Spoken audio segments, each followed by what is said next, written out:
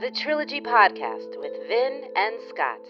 3 movies, 2 men, 1 podcast.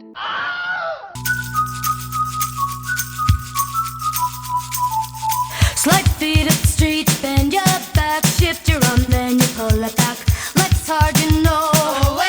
I have a tattoo on my arm. It's this very weird shape. Can you make anything out of this? Am I meant to do something? I don't think you're meant to do anything at all except do this episode with me.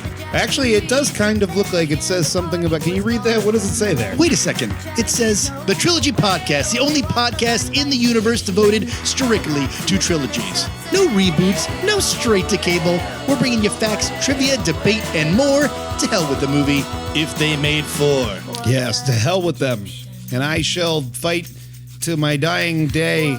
I don't know what the fuck I'm saying. I'm Vin. And I'm Scott. And we're back again, folks, to bring you a new trilogy to analyze, to cut apart, like an ancient mummy attempting desperately to get his old girlfriend back to him. Let's unwrap this. Ooh, good trilogy. one, Scotty. That's good, right? Scott, why don't you tell us which episode we're Yeah, doing it doesn't seem like they're getting it. I'll just tell them. It's the Mummy Trilogy. The Mummy Trilogy. I'm excited about this one, Scott. We've sort of been dancing around doing the Mummy Trilogy for quite a few years now. Yeah, we've considered it several times. We have, because you know what? It's somewhat recent, somewhat relevant. Yeah. And now it's especially relevant. You know, we've decided to do it, ladies and gentlemen, because of this year's Academy Awards. Yes. Brendan Fraser, the star of this trilogy, makes a huge comeback and wins the Academy Award for Best Actor for The Whale. And at the same time, Michelle Yeoh, also in this trilogy, wins the Academy Award for Everything Everywhere All at Once. Yeah. And so this is the only time in history, I believe, where both the Best Actor and Best Actress winners have appeared at some point in a trilogy together. So yeah, I can't think of any off the top of my head. I actually looked it up, and I don't think there are any at all. Oh, okay. Well, you got all the information. Could I have missed one? Maybe. Perhaps. But probably not. This is the only example of this ever happening. Add us on Twitter if you somehow know one. Please.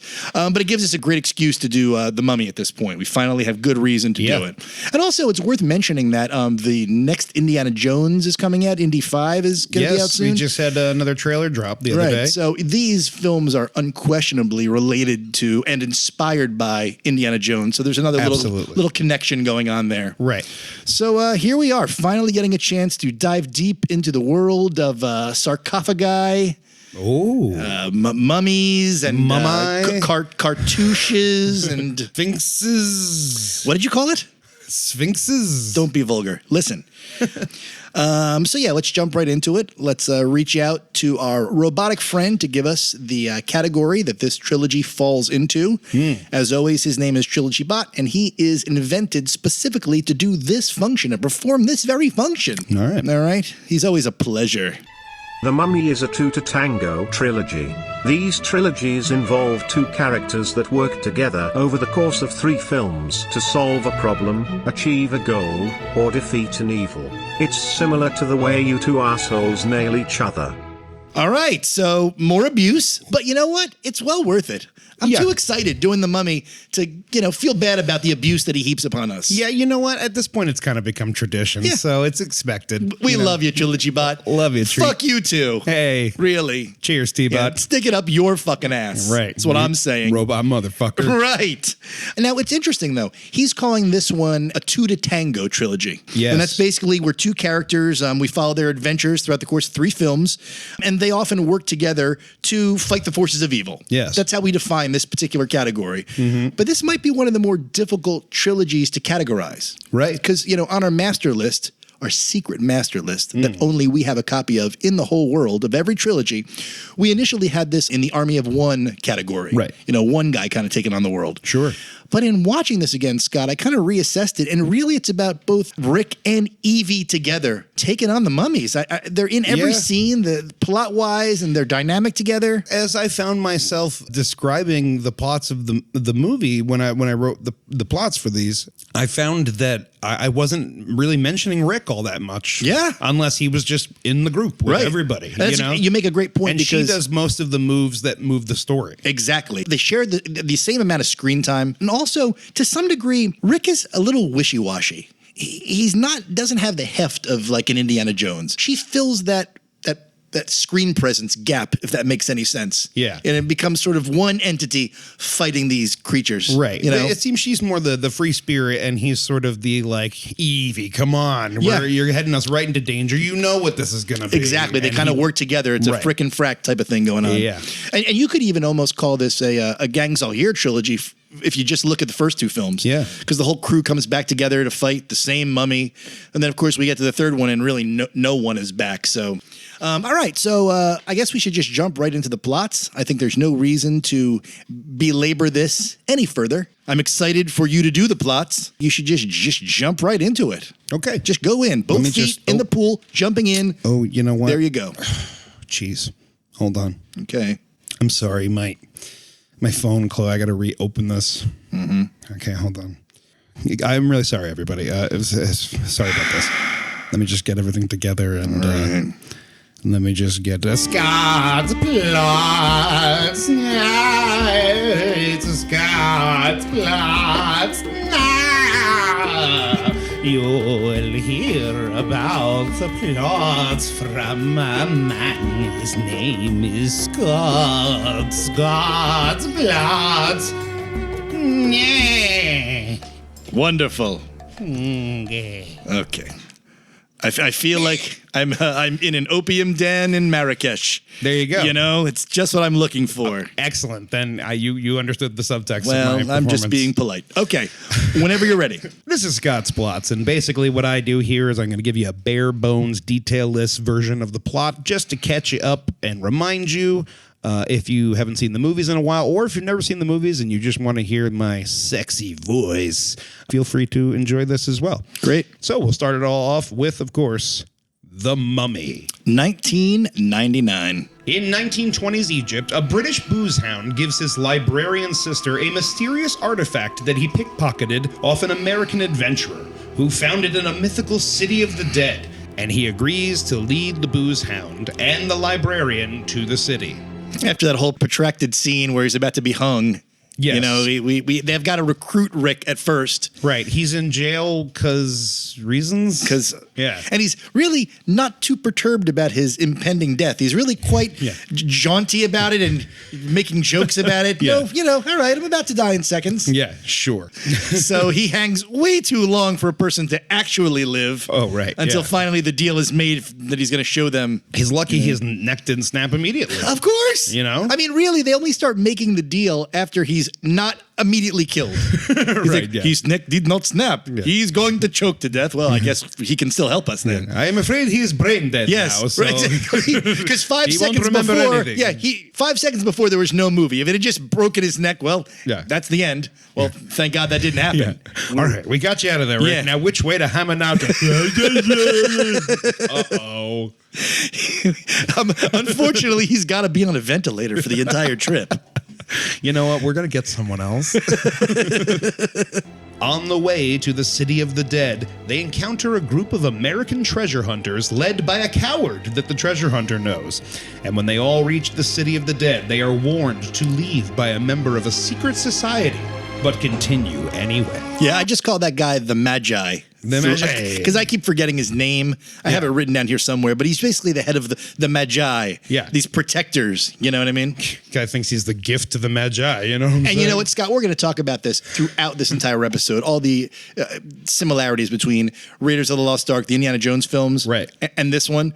But right off the bat, to me, the Magi are equivalent to the Brotherhood of the Cruciform Sword from the third Indiana Jones film. Last Crusade, yeah. They're protecting the Grail. My soul is prepared, Dr. Jones. How's yours? Yeah. And then Indiana Jones just shuts him down immediately. He's like, I'm looking for my father. And the guy's like, oh, well. Oh, I know where you're Oh, okay, fine. I can take that. Yeah, I can help you with that. Yeah, he's like, you could have just said something. Let's get out of here. We're about to be chopped up. No need for us to die here today. That's exactly what it is. Oh, okay. Good luck on your quest. While the librarian is searching for an ancient golden book, she stumbles upon the remains of a high priest who was mummified after sleeping with the pharaoh's wife and subsequently murdering him. The Americans, however, discover a book of the dead, suffering several casualties to their party. When they find Imhotep, they're like, he scratched the inside of the coffin and he wrote this message too. And I'm like, that's a beautifully written message as he's bound in gauze and bugs are eating him alive. He has the time to create with his fingernail a beautifully inscribed message. Yeah. Like, whatever it is, death is only the beginning, I believe it is. Yeah. He had the time to be, philosophical about his demise as he's, It's not crooked. It's not scratched out. It's like beautifully written with a fingernail. And that's the day after the Magi, once they get to Hamunaptra, the Magi come and it's the first time that they're kind of warning them. They kind of come onto the scene that night before and start attacking everyone. Yeah. And you're like, geez, the Magi, they're pretty bad at their job. They just run into gunfire or they're shot down immediately. Yeah. And they're like, well, we weren't able to stop you, so here's a warning. Yeah. All right, Like, all right, we lost too many people for exactly. simply just a warning. What was your plan? To murder all of them? You were going to kill everyone? Never mind. Just forget we said anything. Just don't do what you're doing. I don't know. The American seems like a good guy, so stop everything. And instantly the next day they find the sarcophagus. It's very easy to find. Yeah. They're like, all right, She's not even looking for it, and stumbles like, there it is. The brother is fucking around with a staff or something like it's a golf club, and an errant golf swing brings the whole sarcophagus down in front of them. Yeah. Holy shit! Here it is. Well, that was easy. At least Indiana Jones had to kind of earn it in some way. Yeah. For fuck's sake. It's like that episode of Breaking Bad, bathtub coming through the ceiling. Yeah, it really was. Everyone kind of gives each other a double take. Like, is that what we think it is? Yeah, it is. When the librarian reads from the Book of the Dead, the mummified high priest awakens and chases them all back to Cairo, bringing the 10 plagues with him, where he picks off the Americans one by one, sucking out their life force and using it to regenerate his full power. So all hell breaks loose the next night when she reads that shit out loud. Right. You've got the evil archaeologist, the Americans who've brought along, who's weirdly just sitting there covered in locusts, and he's like, what have we done? And he's just motionless with bugs all over him. Yeah. And what the fuck is this guy doing? Yeah. And then Imhotep starts to, the first person, he picks off the first American that night because he needs eyes to see, apparently, in the tomb, right? Right. But he picked off the guy who needs glasses. Like, you picked the worst eyes available. I read the same thing. I was just like, well, so now he looks, he's like, oh shit, he has to take his glasses too. And everything's blurry now. Great. Yeah. Yeah. Instead of breaking his glasses, he should have picked them up and put them on. Yeah. Needed a scene of the mummy of Imhotep going to like lens crafters, like picking up some frames. Like, he's like, do you like these frames? I like these. They're temporary until I have regained my full power. I got the ones, they turn into sunglasses when you walk outside. Thought they look cool. And then the plagues are just happening. Yes. They just suddenly start happening. Just all of them. It doesn't seem like the world is reacting to these plagues. It's very local. I think it's only in Egypt and the rest of the world. It's just like, that's Egypt for you. You know, always being wacky. It's a different sun. It's blocked out, but only in Egypt. Really. The adventurer, the librarian, and the booze hound meet up with the member of the secret society who believes the high priest wants to sacrifice the librarian to bring the pharaoh's wife back to life. The librarian believes if they find the ancient golden book, they can kill the high priest. And just as they are about to go get it, the high priest arrives and takes the librarian back to the city of the dead. The adventurer, the booze hound, and the member of the secret society meet up with the adventurer's quirky pilot friend, who flies them to the city of the dead, crashes his plane, and dies. Rick has a quirky pilot friend in all 3 films, and they're all different. He's very like Randy Quaid in Independence. Yeah, Day, kind of. you know, kind of. Washed up, looking for glory one last time. Yeah, good. And this is the beginning of this constant ongoing issue in all 3 films where, like, transportation is always a problem. Like, they always need to get somewhere before the bad guy does. Yeah. The adventurer, the booze hound, and the member of the secret society find the ancient golden book and rescue the librarian, who reads from the golden book, sending the high priest back to the underworld. Yeah. And that's the first movie. That's pretty much it. Ultimately, this first movie is pretty good. Yeah. Fraser's equal parts funny, but in a tortured way, that he doesn't want to be doing this, but he's kind of got to be doing this. Right. I mean, not to get to, the hero's journey, but, it's the sort of call to action. Yeah. And, he kind of doesn't want to do it. He's begrudgingly doing it. And then he sort of falls in love with her. And it kind of becomes all about that. Really. Sure. These people literally become his family. Right after this movie. And he was a lonely guy. Like, I can live with that. Like, it makes sense. Yeah. You talk about comparing it to Raiders of the Lost Ark, right? And Indiana Jones. You believed Raiders of the Lost Ark for some reason. You don't believe this. This isn't believable. And here's the reason, I think. Because to us, Egypt it's ancient, it's history class, it's animal gods and shit. It's fucking mummies, it's a fairy tale. Whereas Christianity still exists. It's still kind of around us. So fair or not, like, there's certainly a cultural bias in what I'm saying here. Right. But at the same time, like, the tone is decidedly different. It's a lighter film than Indiana Jones was. Yeah. Even in the most life-threatening situations, we're supposed to kind of, like, smile at it. It's interesting because this is a remake of the Universal Studios, like Mummy. It's exactly a remake.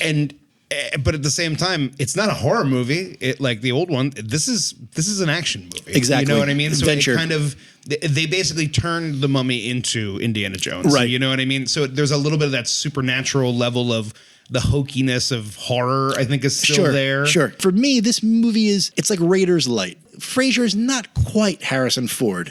And Rachel Weisz is not quite Karen Allen. Yeah, she's much more damsel in distress. Yeah, she's cool. Like, she's cool and capable, but she's also like, I am no good in a fight. Like, Exactly. She kind of like, especially in this first one. Yeah, she kind of learns to be better in a fight as, she has more experience with this kind of thing. But, just there's so many elements that are the same, whether it be prying strange containers open and having traps come out, or, bugs instead of snakes, or scared Egyptian extras just running around being scared. Right, yeah. So there's seeing something happen and fleeing, like, exactly. Like, well, they seem really upset about something. Should we hang out or should we go? So yeah, I mean, this movie is good, but I mean, it's not Raiders of the Lost Ark. Yeah, it's Indie Light. It's Indie Light. Yeah. All right, so let's move right along now to the next one, my brother.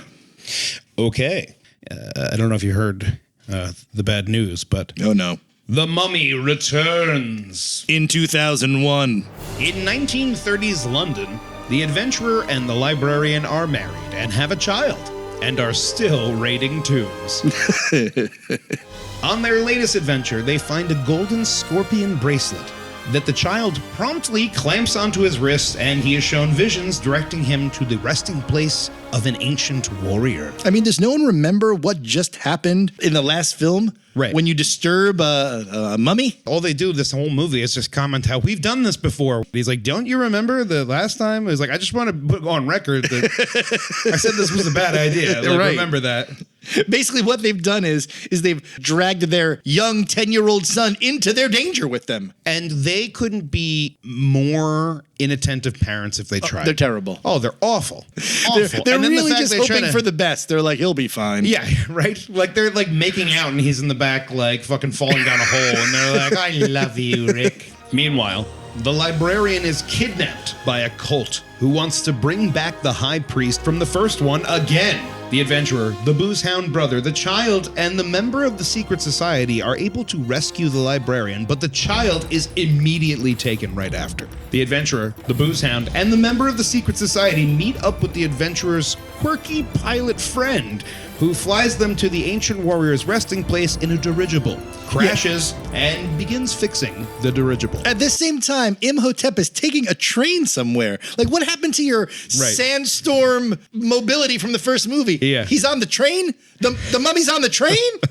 With the kid? Yeah. I mean, he's got a whole posse this time. That's the one thing. Yeah, he does. And it's also revealed at this time, Scott, and this is really important when it comes to the plot, that the idea is that two villains have to be resurrected. They know because it's the year of the scorpion and the bracelet's been found. The Scorpion King is about to come back. The bad guys are like, the only person that can control the Scorpion King is Imhotep. Right. So let's bring him back so he can defeat the Scorpion King and co-opt his army. I think that's the idea. Yeah. Like, it's a really, Right. it's a goofy plan. And the bad It guys. seems like one or the other. I don't know why you had to do both of these. Exactly. Yeah. And the bad guys are like, what? Like, they are able to bring back Imhotep in 5 minutes. The whole last movie was devoted to this. Yeah. For them, though, in the second movie, they're like, fuck it. They found him, brought him back. He's back. Right, yeah. In no time at all. Yep. And getting on a train. Yeah, especially because, you don't really see the Scorpion King until the end. Right. So it's And like, that's one of the failings of the movie. I want to see the Scorpion King. I don't need to see the Imhotep story again. Yeah, Give no. me the Scorpion King. Yeah. We need to bring Imhotep back. You control the Scorpion King. Yeah. You get his army. Yeah. Fuck Imhotep.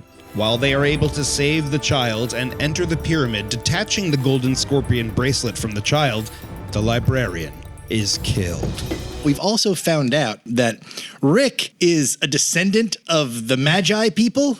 Oh, yeah. with a tattoo. Yeah, he gives him this whole thing, too, where he's like, she was the daughter of the pharaoh and is meant to do this, and you are the magi who was protector, and your son, he is the one who wears the bracelet, 3 sides of the pyramid. And you're like, the kid just put the fucking bracelet on accidentally. Right. It's happenstance. Yeah, you made a great point, because also we find out at the same time that she's a reincarnation of Nefertiti, not Nefertiti. Yeah. Nefertiti, the daughter. She's the daughter of the pharaoh, They can just be outsiders involved in this. They don't have to be, metaphysically related to these people from past lives. The adventurer attacks the high priest as he is resurrecting the ancient warrior, who is now some sort of half-man, half-scorpion hybrid.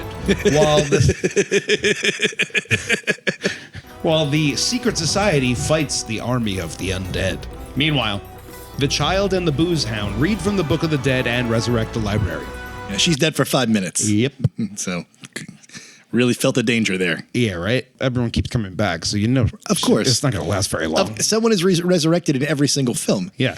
And I think we're also a little shell-shocked from the crazy little dwarf mummies that are attacking everybody in that scene. The pygmies. Little pygmy beasts that are What the attacking fuck? everyone. Why? I feel like every sequel has to make like a mini version of the thing that... You're talking about Ghostbusters. Yeah, well, yeah, I was thinking of the little marshmallow man. The adventurer realizes the golden scepter the booze hound has been carrying around the whole movie coincidentally turns into a spear specifically meant to kill the ancient warrior, which the adventurer then does, sending the ancient warrior, the army of the dead, and the high priest back to the underworld. This is especially funny because...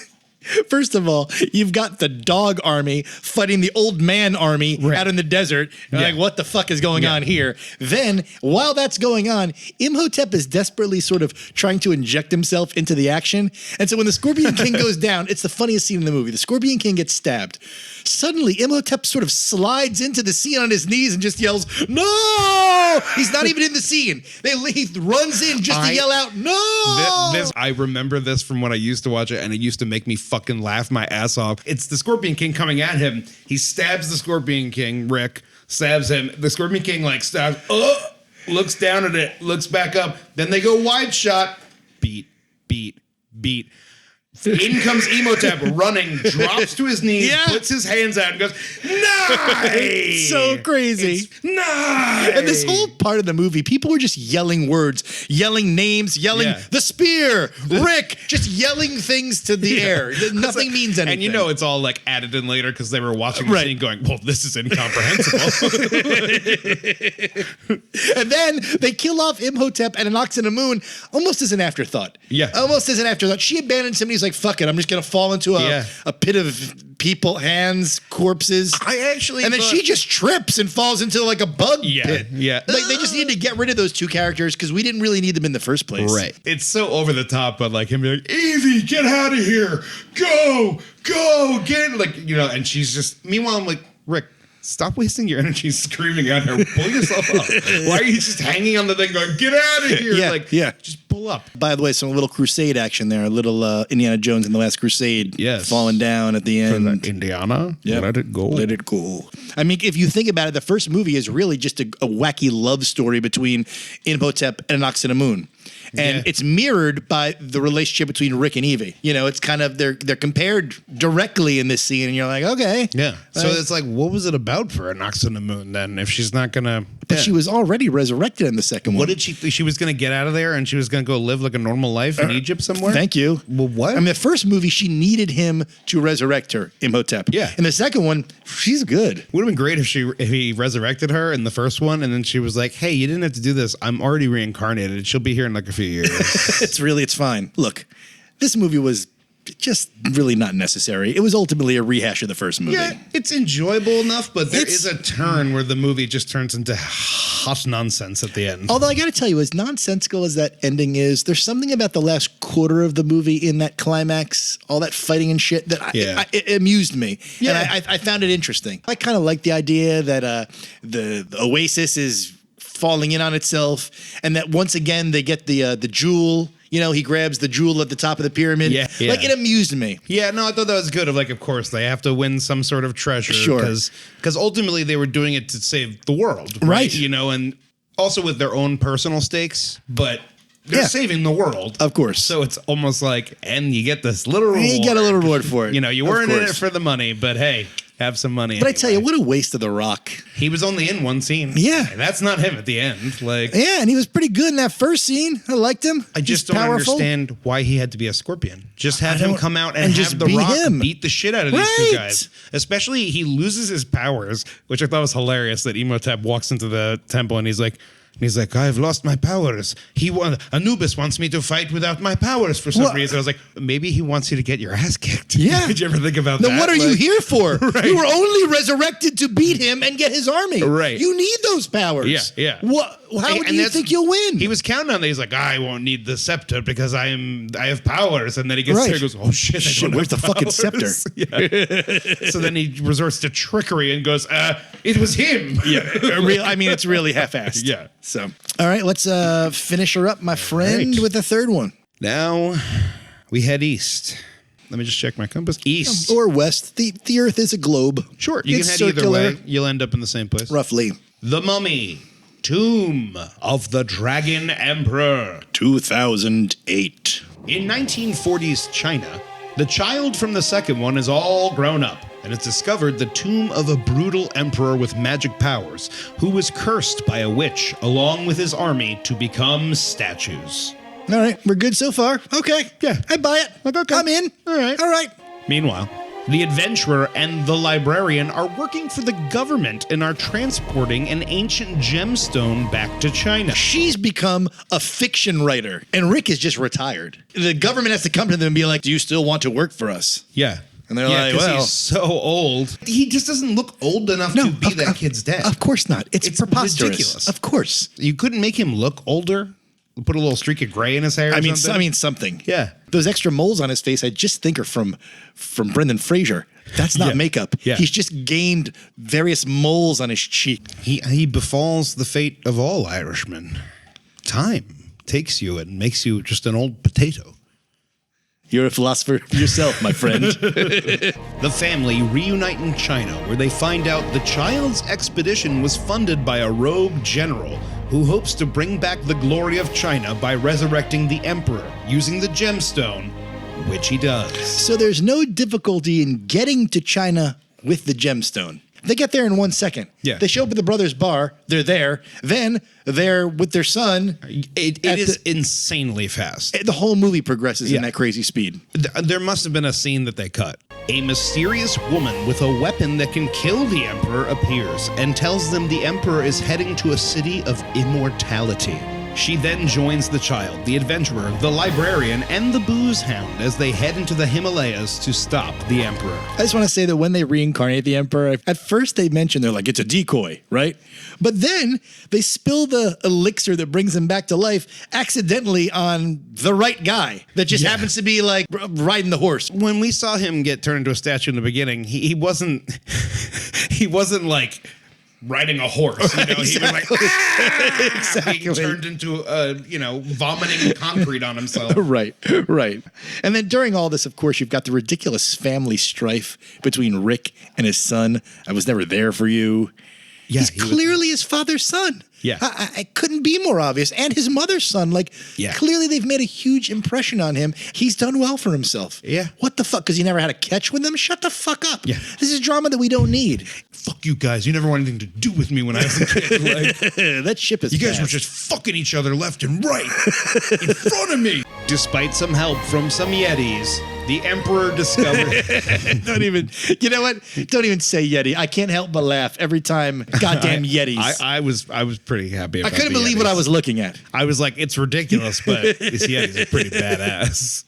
I was like, did that Yeti just pump his fist in happiness over winning the fight? Did they just high five each other? What? Just another reason why, like, besides Davos being there, it did feel kind of Game of Thrones-y. Yeah, like, a little bit. Like the giants are here. Like, Yeah.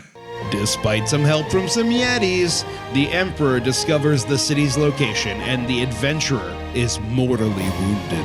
The mysterious woman takes the adventurer, the child, the librarian, and the booze hound to the City of Immortality, where she reveals she is the immortal daughter of the witch who cursed the Emperor. and the witch saves the adventurer's life. At no point do you feel like Rick is in any danger at all. Forget about Yep. the fact that the people that die in the first two movies always are brought back to life. Yeah. In this one, literally, I wrote it down. 3 minutes in the movie have passed between the time that he's mortally injured and the time he's brought back. Yep. And they bring him back, Last Crusade style by pouring some shit on the wound. The wound disappears. Yeah. It's exactly the And same. then it's like, is Rick immortal now? Yeah, what is right. the, And Michelle Yeoh is like guarding the Shangri-La just the way that Errant Knight was in Last Crusade. Right. Has been there for 300 years with her daughter. Yeah. Like the movie barrels forward just set piece after set piece after set piece. Yep. With nothing behind it. it's trying its best to get through the movie, The son is like, oh great, my girlfriend is a magical creature that's been alive for 2,000 years. Yeah. She's smarter than me. She controls Yetis. Yeah. What do we have in common? I love too. It's like, she's like, I can't get involved because I don't want to watch you die. And then, then they're both at the end, Yeah. she's mortal again. And it's kind of like, okay, great. Now you have to watch me die. Yeah, now I You're get like, to die. Oh, okay, cool. I wrote that too. I wrote down, I'm going to live forever. I can't watch you die. And he's like, suck it up. I just want to get laid. He's Really? gonna bang her once and be like, sorry, baby. Yeah. And she's like, I gave up immortality for this. Should have lived forever, bitch. Yeah. The Emperor arrives in the city, becomes immortal, raises his army, turns into a dragon, kidnaps the mysterious woman, and flies back to his tomb. So he can just create whatever idea he wants and become that. There's no rule whatsoever. I know. And it's literally one line of Michelle Yeoh saying like, oh, he can't become immortal because if he becomes immortal, he could turn into terrible beasts. You're like, wait. Why? Yeah. Why would that happen? I mean, he already has some pretty good powers so far. Right. He's making avalanches and he can shit. control water, Yeah. fire, concrete, Well, anything. yeah. Cement, all that shit. Oh, but now he can turn into a dragon? Now we're really Oh, fucked. no. Yeah. It's over now. Yeah. Then naturally it becomes another transportation issue. It's like, well, get Mad Dog in his plane and let's beat the dragon back to the Great Wall. They Right. passed the fucking dragon. Yeah. They look down and see the dragon. They're like, there he is. Yeah, who doesn't notice them at all Yeah. for some point. They're like, Wow. well, obviously we're faster than this mythical dragon. That's why they got Mad Dog. Yeah, it's right? he's a great flyer. His plane is faster than a dragon. Yeah. Okay. So much of these films involve transportation. I know. I mean, I thought the dirigible was pretty interesting instead of having a plane. I guess I'm so, like, but it's but kinda still, cool, But maybe it's just because it makes me think of Teddy Ruxpin. Come fly with me tonight. Teddy Ruxpin had a dirigible? Yeah, dirigible. Get out of here. He sure did. I knew he was fly a around. fucking Nazi this whole time. Teddy Ruxpin. He's your best friend. See, kind of. What? Oh, God. Teddy, are you a Nazi? Oh no, he took the suicide pill. The witch then sacrifices her and her daughter's immortality to raise an army against the emperor. The two undead armies clash, and the adventurer and the child are able to stab the emperor with the magic weapon, sending him and his army back to the underworld. I mean, this whole thing is just so brutally dumb. Yeoh might be the Academy Award winner this year, but she's doing no favors for herself with that speech about the resurrection and I'm giving up my immortality. In English, it sounds ridiculous. Yeah. Meanwhile, Jet Li is like, I am just pure evil. Forget about all the advancements the Chinese people have made. All that matters is pure evil. It's literally like what they did with The Rock. He's in the movie for maybe about the same amount of time as The Rock was in the movie. Yeah. 6 minutes. And then the rest is like a CGI terracotta soldier. Yeah. And then Yeoh brings to life the Great Wall Army, which is General Ming's comic army. Soldiers with missing arms. They're fighting with pickaxes and shovels. Yeah. Like, yeah, they're the weakest peasants in all of Chinese but society. it follows the same. It follows the same theme. I'm going to talk more about this later. How every army and set of mummies in these movies are comic mummies. They're not. They're all doing goofy shit, and it's like a comedic thing. Like you say to Jet Li, what are you going to do with your old dated spear wielding army? He's like, well, if they get past the Great Wall, they're immortal. Really? They're holding spears. Yeah. Really? What are they going to walk across the globe spearing everyone to death? Yeah. What are you talking about? Take this. One more thing. At the end, right after all the shit with the armies, they take out the Emperor down in the tomb. The Emperor's playing with elements down there, and we don't even know what he's really doing down there. Yeah. And then, frankly, they just kill him. And you're like, well, Thanks for nothing. And that's the ball game, Yeah, everyone. yeah. I mean, the movie even Okay. misses the great opportunity for the girl's real father, who is now a mummy, who's resurrected, to like Yeah. wave to her or be like, "I love you." Where was that? They don't even bother to do You're it. 100% He right. looks. He looks directly at the camera, and you're like, Yeah. "Here it comes." And that's- nope. He just keeps walking. That's her husband. Who Right. said, like, my mother like has grieved my husband, Right. grieved her husband forever. It's her father. Her father. And that's Right. why she won't get involved. And then you Right. have no connection at all. You're right. It pissed me off to no end. I know. Because I thought they were like, yay. And I was like, all right, now we're going to get like a little something like a, hey, I wish I didn't die. I wish I could have been your father for the last 2,000 years. Right, yeah. Here's a bunch of birthday cards. Maybe he lifts his arm to wave and it falls off. Anything, something. Yeah, even if it's convenient. Come Here's a on. bunch of birthday cards. I saved all these for you. This movie was just kind of dumb. And, you know, it failed for me just on the level of the screenplay. It's written poorly with both the dialogue and the plotting. You really have a big, shake up with Maria Bello taking Big time. over Big taking time. over for that actress. But you know what? It's funny. I always assumed they killed her off. They killed off that character. Oh. Because when that movie came out, Maria Bello was not advertised as being in that movie. I don't remember it. So no. like most of the cuts were him talking to his son. Mm-hmm. And I was like, oh, so they're going to continue the father-son thing. Rachel Weisz didn't want to come back. They probably like, gave her cancer or she Right, died, right. Got crushed by a tomb or, Right. whatever the fuck. Crushed by a tomb. Whatever. Or she's out of town. Whatever. She's like, out of town. who cares? For the whole film. Well, it's like in Poltergeist in the third one, they were like, yeah, you have to go live with your aunt and uncle for a while because your parents didn't want to be in the movie. It doesn't make any sense. Why? Okay. Yeah, all right. Yeah. There were a lot of hallmarks of the other two movies. They really went out of their way to make it feel like a third movie in the series. It didn't feel like a total soulless cash grab. It's a shitty movie, but it's a mummy movie. Yeah, it felt consistent. It's not like a different screenplay they just tag the mummy name onto, which is what we see Right. a lot of the time with that third movie. And if it was, they did a great job of making it feel like a mummy movie. No, it was a mummy movie. It was a yeah. mummy movie. Okay, those are the plots. Hey, yo. I liked what I heard, Scotty. I think you know what time it is now. Only one of the most famous pop singers of all time can tell us. Billy? The Mummy. Now, this was based on the famous 1932 film starring Boris Karloff, which was part of the Universal classic monster series, which, it had Frankenstein, Dracula, the Wolfman, and The Creature from the Black Lagoon, another trilogy, actually. Yeah. All right, these existed between the 30s and the 50s. And so by the late 80s, they were ready to reboot this film. And they wanted to make the Mummy like a Terminator-type character that was like unstoppable, undefeatable, that kind of a character. But then Universal was sold to the Seagram's company, and they kind of reconceived the film How as refreshing. as like a big budget adventure film as opposed to like a small horror film, which was the idea initially. They brought on director Steven Sommers.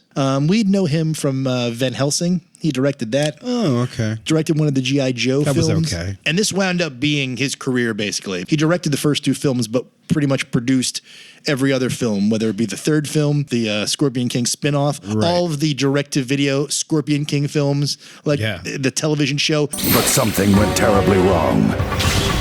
And the Mummy rose again. Initially, Tom Cruise was kind of brought in for the film. He turned it down. Brad Pitt, Damon Affleck, all of them turned it down. Interesting. So they decided to go with Fraser because they were impressed with the box office he brought in with George of the Jungle. And he was kind of a low-end leading man. He wasn't going to cost them as much as these other guys. Right.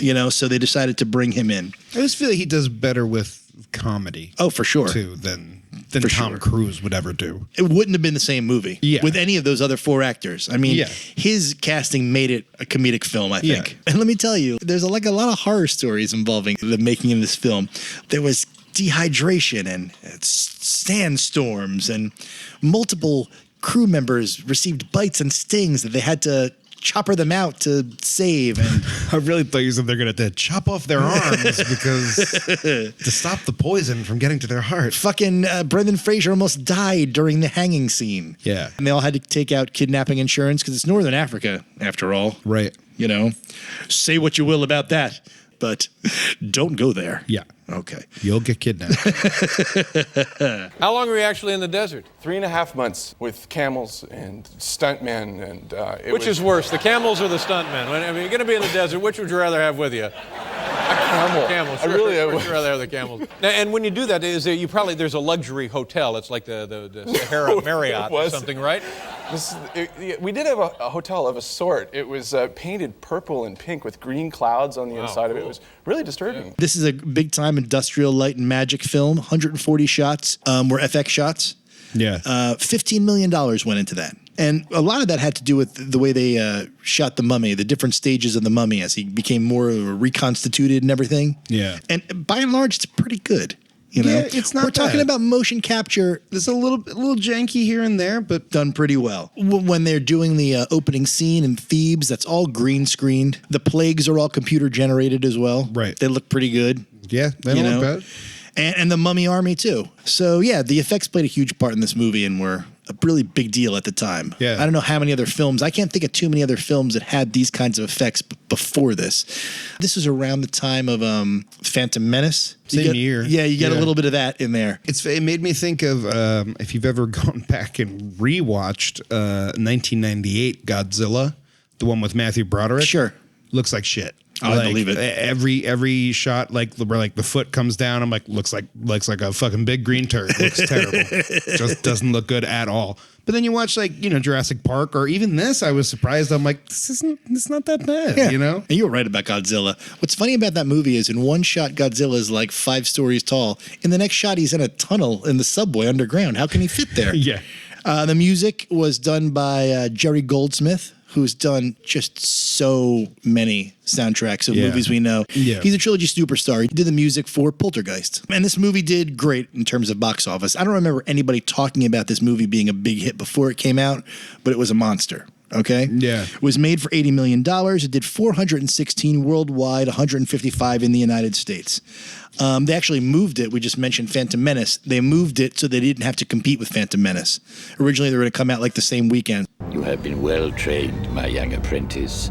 They will be no match for you. It received mixed reviews. A lot of people described it as a breezy crowd pleaser. Other people compared it in a negative way to Indiana Jones. You can't get around that. Yeah. You know, this sort of was the end, though, for the action adventure film. This was the last big one before film sort of gave way to the superhero films.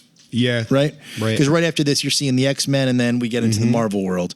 So this was kind of the last gasp for this genre of film to some degree. Yeah. This movie inspired a TV series as well that ran for a couple of years, the Mummy TV series, and also inspired the reboot with Tom Cruise 20 years later. And it was going to be part of this monster series where they kind of brought back all these monster films. Like the Dark Monsterverse or whatever. Right, and it Yeah. did terrible. Yeah. And so they put the kibosh on that whole series. And that kind of brings us to The Mummy Returns. This music was done by Alan Silvestri. Yes. Another big Who name. we've talked about. Trilogy superstar, Back to the Future, Night of the Museum. And so the reason that Silvestri got the job is because, this is pretty weird, Jerry Goldsmith was doing a concert in London in 2000. And before he did, I guess, the Mummy Overture, he made a whole speech to the crowd about how fucking shitty the Mummy was. It was terrible, terrible experience. And unbeknownst to him, Stephen Summers was in the audience. So yeah, they didn't ask him to come back, and Silvestri got the job. Yeah. Fucking Goldsmith. And you know, we talk about CGI again. Like CGI was also a huge part of this movie. So, you know, they took 200 guys on horses and digitally manipulated them into an army of 10,000 in the big fight at the end. And you have those pygmy mummies. Yeah. Which apparently the novelization of the book describes them as ill-tempered jesters. Huh. Yeah. But what's funny is they're all animated, right? They're all computer generated. There was no one standing in for them. Yeah. They're little tiny dwarves. Right. So unlike a lot of the CGI where it'll be like a guy in a green suit that's doing it to you and nothing was there. Yeah. So it's like pretend like you're being stabbed to death by a little person. Like that's the acting you have to do. What do you think will come of that? I don't like the look of it. Another thing is this movie is kind of famous for The Rock looking ridiculous at the end as the Scorpion King. Yeah, yeah. That is a piece of CGI that is very famous for being terrible. It's really bad. I mean, whenever they talk about like the great CGI we see in like the Marvel films, the superhero films, they always kind of harken back to what The Rock looked like in his first film, CGI'd up like a scorpion. He looks ridiculous. Yeah. It looks like a almost like a video game character or like a Virtua Fighter or something. But it's funny because there's a story where Brendan Fraser is on his way to the premiere. It's written that way. He's on his way to the premiere. What, he stopped at a 7-Eleven on the way to the premiere? He's on his way to the premiere, and he ran into some of the FX guys, and he told them, I look forward to seeing what you did. And they bashfully tell him that they wish they could have had more time with The Rock. I had things coming up out of my body I could not even describe. What the is that? Rachel Weisz and Patricia Velasquez, who plays Anoxinamoon. Right. Yeah. Apparently they trained for 5 months for that fight. No stunt doubles at all. It's really the two of them fighting. Oh, wow. Looks pretty good. Yeah. Fraser fucking tore his back and cracked a rib. He got devastated during this filming. The Rock got food poisoning and sunstroke. It's never good. These movies are hurting. They're hurting people. Yeah. They're hurting people. Yeah. That was a big reason why Brendan Fraser stopped working too. He's like, my body gave out. Yeah. I can't do this shit. No and question. They'd be like, you ready to go again? Like, no. The movie was made for $98 million, did $435 worldwide, $202 million in the United States. It was the 7th biggest film of the year and made $68 million in its opening weekend, which at the time was the 2nd biggest opening weekend in history. Wow. And it got mixed reviews in the same way the first one got mixed reviews. Just, not enough character, too much effects. Yeah. The Rock's effects. Even then, people knew that looked like shit. Yeah. But it was very much the same kind of a thing. They're comparing it to Indiana Jones. Its positives are it's like Indiana Jones, and its negatives are it's not enough like Indiana Jones. Exactly. You know what I mean? Exactly. And of course, it inspired the spin-off Scorpion King films. All right, and then you got The Mummy, Tomb of the Dragon Emperor, okay? New director comes in, Rob Cohen. Rob Cohen is a trilogy superstar, actually. He directed the XXX film. And he also directed Fast and Furious. And the music is done by another pretty big name. They have a lot of big composers come in and do the music for these films. Randy Edelman, who was a trilogy superstar, also the XXX films, and Ghostbusters 2. Who are you gonna call? Someone else. Rachel Weisz did not return. No. Bit of a controversy over that. Director Rob Cohen has said that she didn't want to come back because she didn't like the idea of having a son that was 21 years old. She felt like it made her feel old. Yeah. All right.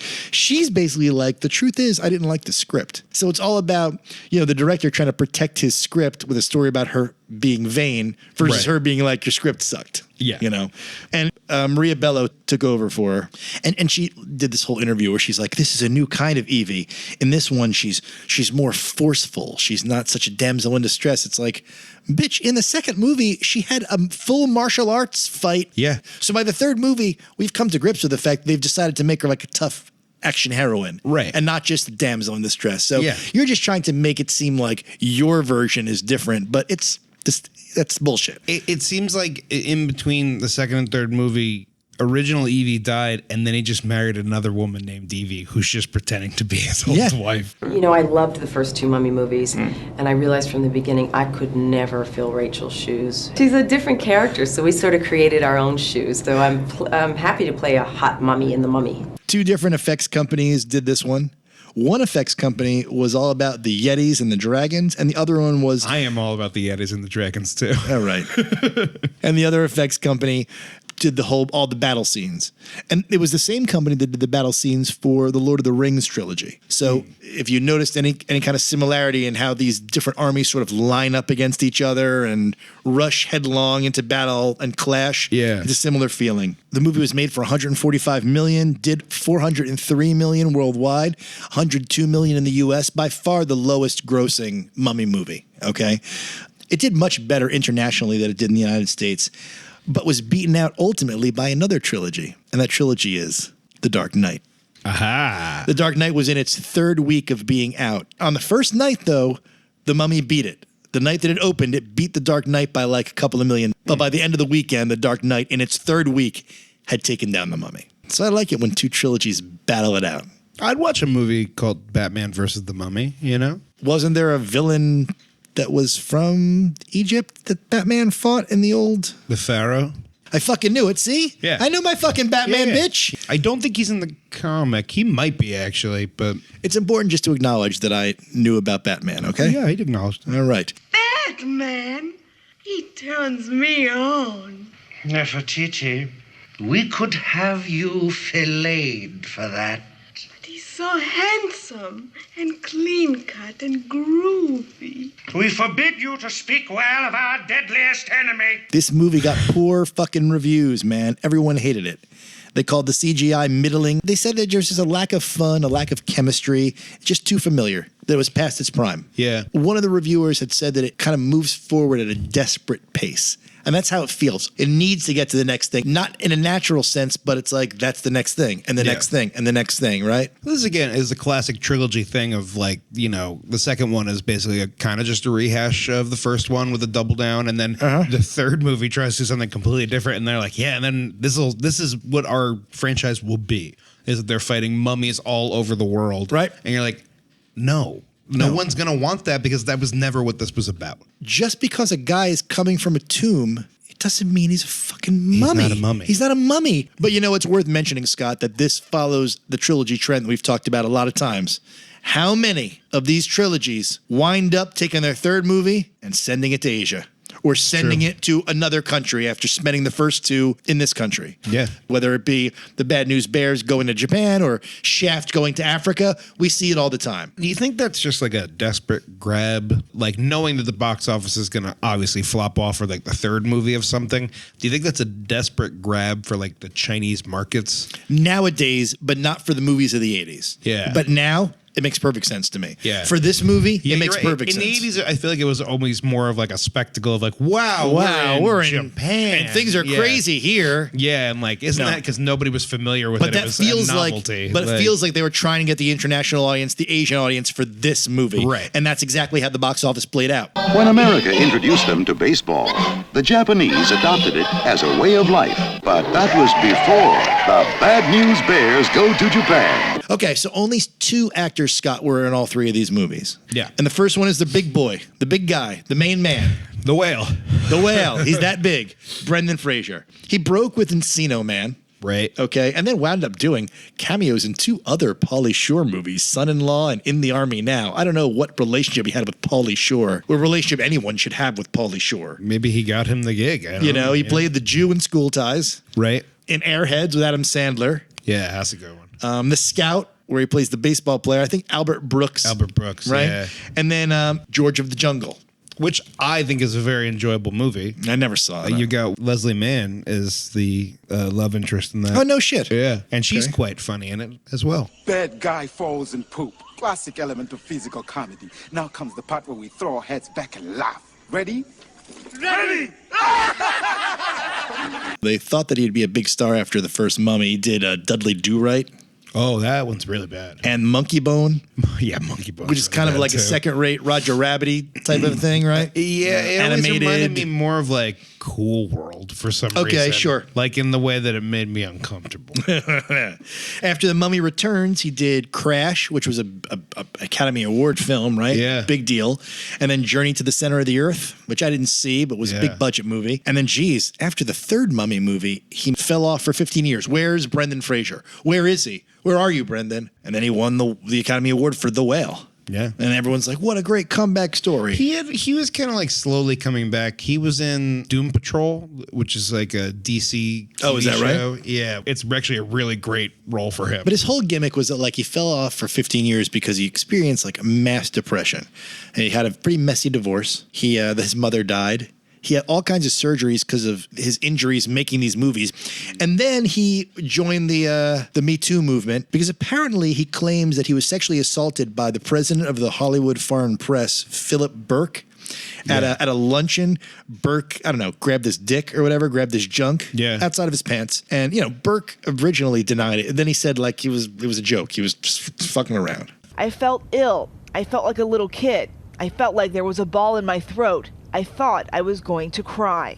He ascribes this, along with other personal issues, his mother dying and getting a divorce, with why he sort of vanished for the past 15 years. The other actor that was in all 3 movies, I'm going to keep this quick, was John Hannah, who played Jonathan, her brother. Yes. Evie's brother. He was made famous because he was in 4 Weddings and a Funeral. He was also in another couple of big movies, Sliding Doors with Gwyneth Paltrow, and The Hurricane, that Denzel movie about Reuben Hurricane Carter, the boxer that was jailed Right.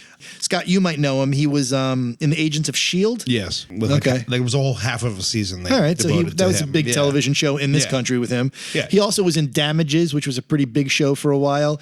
And now he's in The Last of Us, which is like the hottest show in America right now. He's in, I believe it's the opening scene of the pilot episode. Oh, is that right? He's in, but that's it. True, fungi cannot survive if its host's internal temperature is over 94 degrees. And currently, there are no reasons for fungi to evolve to be able to withstand higher temperatures. But what if that were to change? What if, for instance, the world were to get slightly warmer? Well, now there is reason to evolve. And that's information. I hope there was enough information within that Vinformation, because there was certainly enough Vin. So that brings us to the part of the podcast, Scott, where we kind of break down our notes, our little funny things that we noticed throughout the movies. Yeah. Funny details, okay? So let's start off with The Mummy here.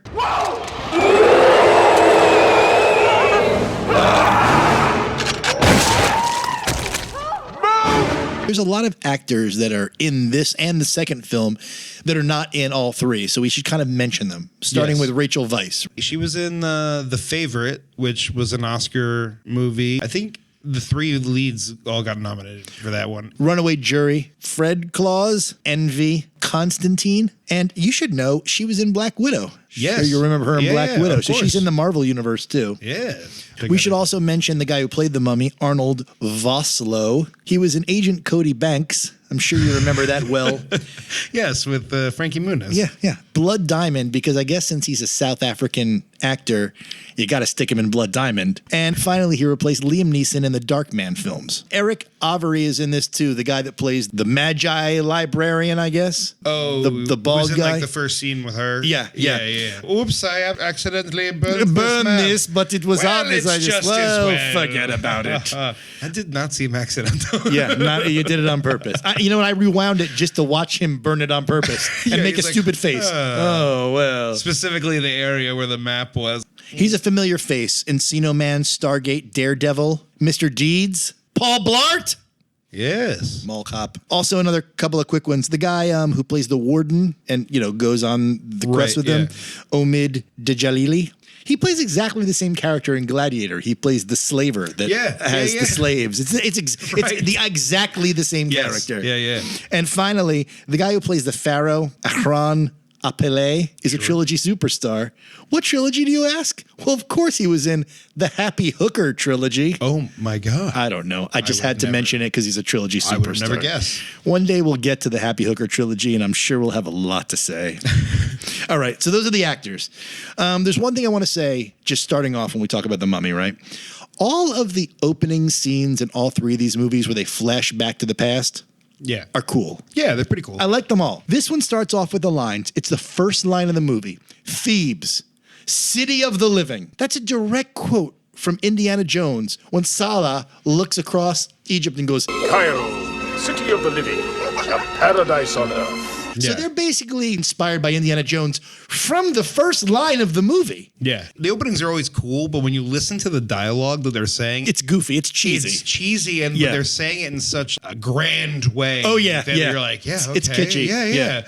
She was the Pharaoh's wife, Anaxamoon. No other man was allowed to touch her. I'm like, so like a wife or like a girlfriend. Just That's get really to not it. that special. Yeah. That no man was allowed to touch her. Oh shit! Oh, Really? Like, shit. no one. What about her doctor? What about a... Right? Yeah. Like, see, okay, then I'd be like, all right, now that makes sense. Like, I'm no, watching this and I'm like, her doctor now. like, was ancient Egypt really like this? Right. Were the priests all painted gold? Was it like this? Apparently, she was only painted so you could tell if someone touched her. Or Yeah, not. as soon as the Pharaoh calls his bodyguards in or whatever, the bodyguards come rolling in and they look like they're extras from Straight Outta Compton. They couldn't look more like urban black men from today's age. Couldn't look more contemporary. I mean, it's preposterous.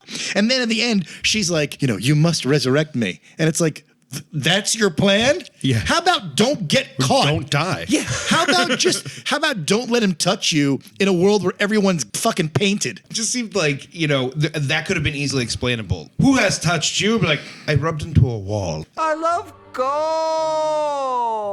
They have the whole fight in the beginning where we meet Benny, the guy that betrays him, his little helper. You got another Indiana Jones comparison where the door is closing and Benny like doesn't let him come in the same way that in Raiders of the Lost Ark. You know, Indy's got to roll underneath the closing door, very much the same. Hey!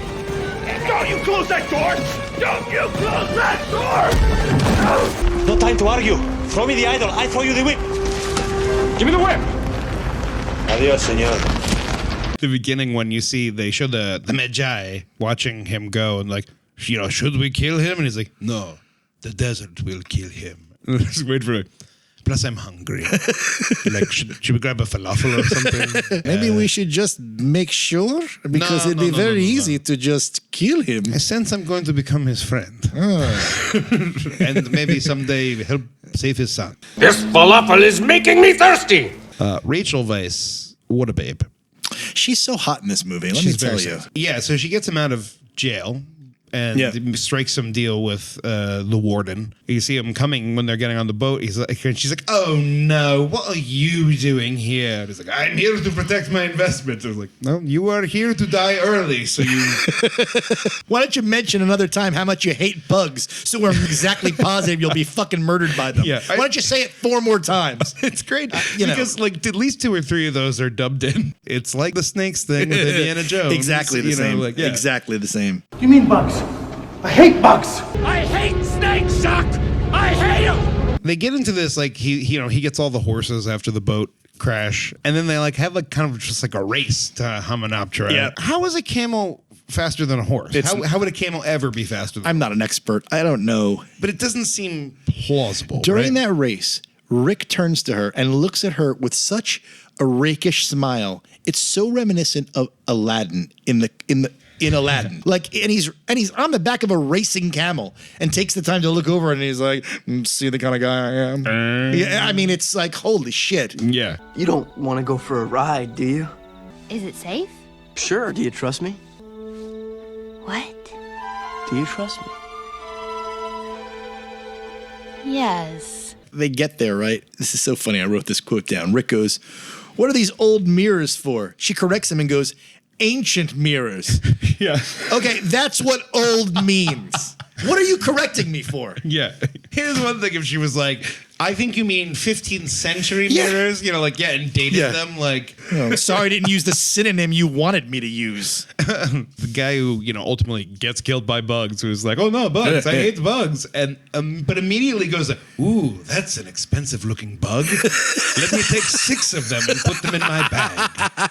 I thought you hated bugs. Like, you say it like 100 fucking times. And we talked about it already, how that night, the Magi attack. So there's a whole battle that occurs. Some of them are being shot. They're shooting people. People are dying. 5 minutes later, no one even cares anymore. Evie's getting drunk. He gets wasted. They're joking around like you just murdered people. And people you knew were just killed and shot. Right. How are you? Why is everything okay now? Yeah. I know. You're wondering, what is a place like me doing in a girl like this? Yeah, something like that. The Americans and their crew find the box and they're like, should we open it? Should we not open it? He's like, and the one guy's like, it's cursed. We cannot, you know. And they open the one and like a couple of their guys get killed. Yeah, acid. Right, from like salt pours acid. out, yeah. Right? And then like later they find another one and he's like, you stupid superstitious bastard. Oh, it's got, more salt acid. Like, you just had a bunch of people get killed from that, and now you're like, quit your belly aching. Yeah. Like, it's a trap. Imhotep kind of looks like he watched The Ring. The big mouth Like open. the jaw to the side. You're like, right. He does. Takes the eyes from that guy who looks like David Wallace from The Office. Yeah. Every time I looked at him, I'm like, is that David Wallace? Well, that's not the David Wallace that I remember. Oh, my God. So then all this crazy shit has happened. We're back at the bar in Cairo, right as the plagues are starting. They're drinking their booze, and suddenly there's blood in it. Yeah. And you can kind of see the bartender in the background, and I want the bartender to be like, hey, don't look at me, man. Hey, wasn't me. When I opened this morning, there wasn't blood in all of the bottles.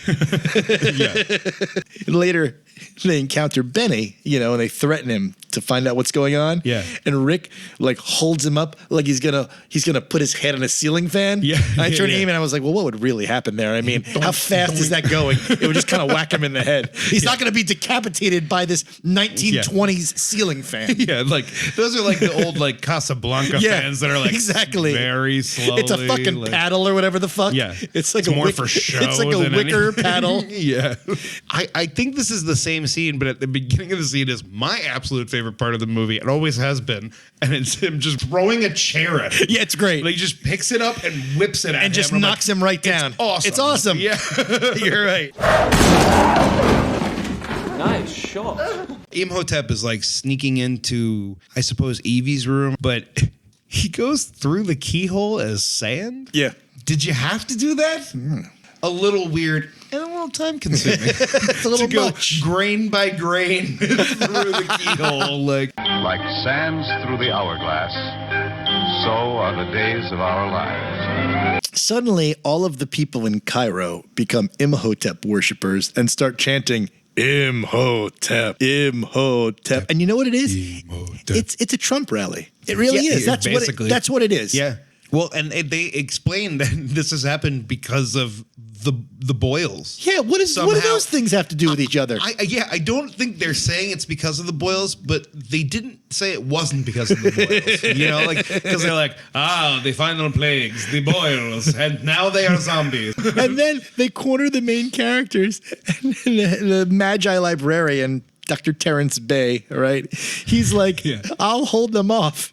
And is instantly cut down. Yeah. He slashes two with the sword and they kill him immediately. Clearly he doesn't hold anyone off. I don't want to be in the movie anymore. Come on. We're getting out of here. I might just stay here. Yeah, but we can get out. I think you two should make a go of it. What are you talking about? So they're driving in the car and all the mummies are jumping on the car. And for some reason, the first thought I had these mummies are jumping on the car like they're Secret Service agents in the Dallas motorcade. No. For years I've been listening to all these idiots on bar stools with all their pet theories on Dallas. In the final battle, Imhotep, he wakes up the serious mummies. The ones that have the spears and hats. But even still, their movements are comedic. Yeah. The one guy spears the guy in the head. The skull comes off on the spear. Yep. The headless mummy is just kind of walking around looking stupid. Yep. Brendan Fraser yells at them. They yell back at him. Yeah, They're comedy mummies. Yeah. In the final battle, Jonathan, while O'Connell is using, I think, either a shotgun or using the machine gun, he grabs his pistols from Rick. Right.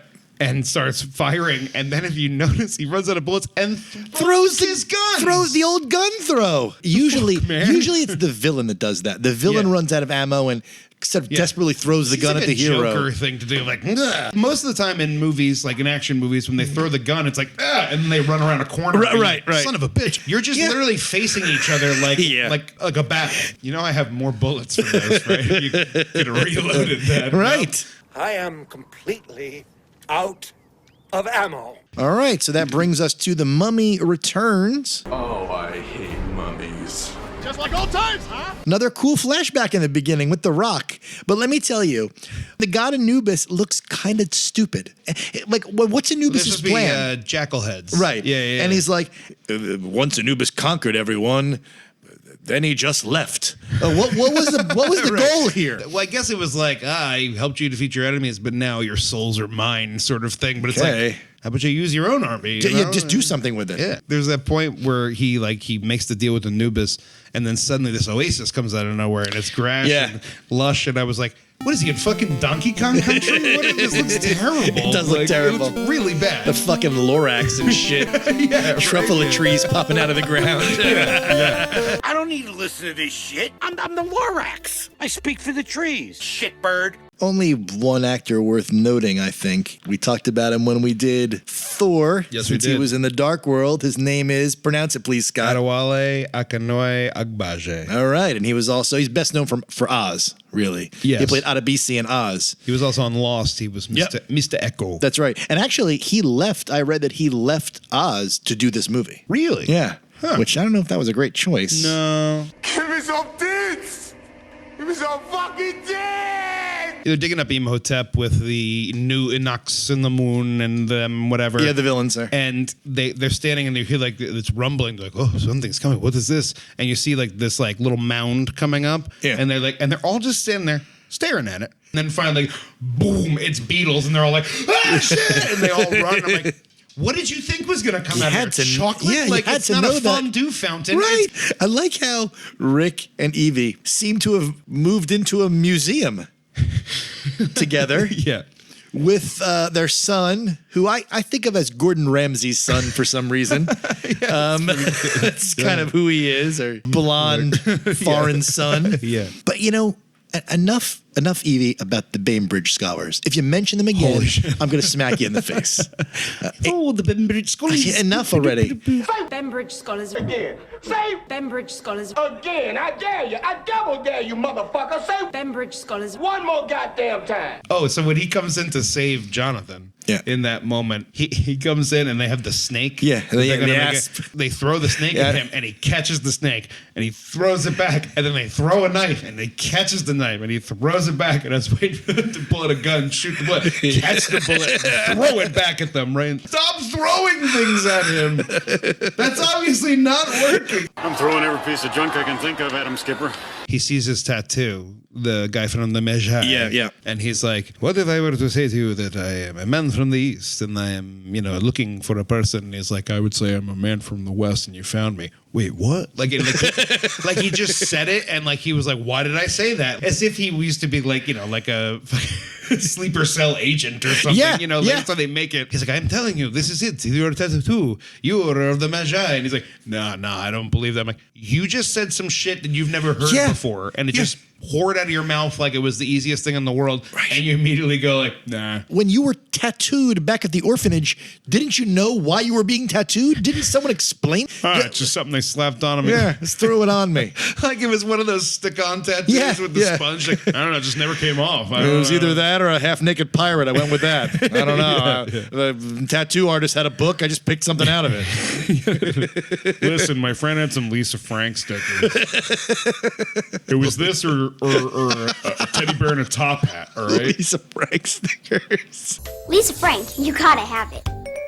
So you have the whole fight on the bus, and again, it's comedy mummies. They're doing some Three Stooges eye gouges in the fighting. The same thing. Yeah. The mummy's flattened against the side of the bridge. It's preposterous. It's good old-fashioned family fun. Again, we've talked about this, but like usually when the first movie does well, it gets a bigger budget, but they want it for a wider audience. Right.